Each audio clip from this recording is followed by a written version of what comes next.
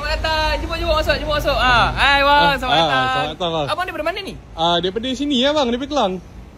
Oh iya ke? Sepatutnya orang Kelang kalau nak datang dia kena booking dulu.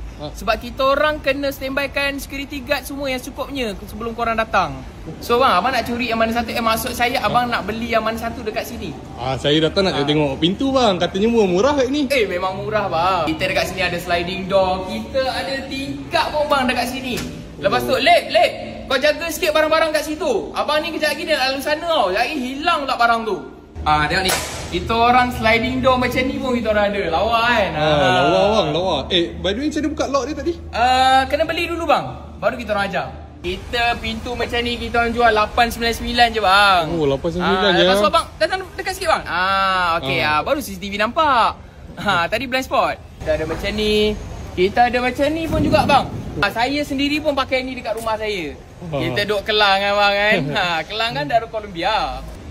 Kalau beli 10 unit ke 11 tambah RM1 je bang? Ya betul bang. Tapi bang, abang boleh masukkan detail nama, nombor IC dulu tak bang? Sebab kita takut lah malam ni kalau ada berlaku kecurian ke apa-apa, kita tahulah siapa yang buat kan.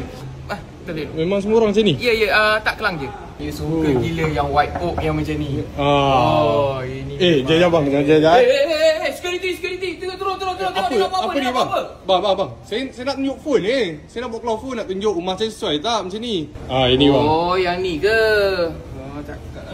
Yang ni bang, shower screen dengan ni. Okey bang, terima kasih ya bang. Ni saya nak balik dulu bang.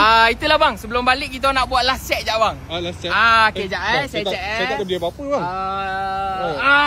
Ini kita orang punya kertas ni. Bang, benda ni bukan boleh ambil. Tak ada. Kau balai. Bang, kita try settle tepi ya bang. Dia sentuh. Security. Tolong orang Kelang sentuh saya.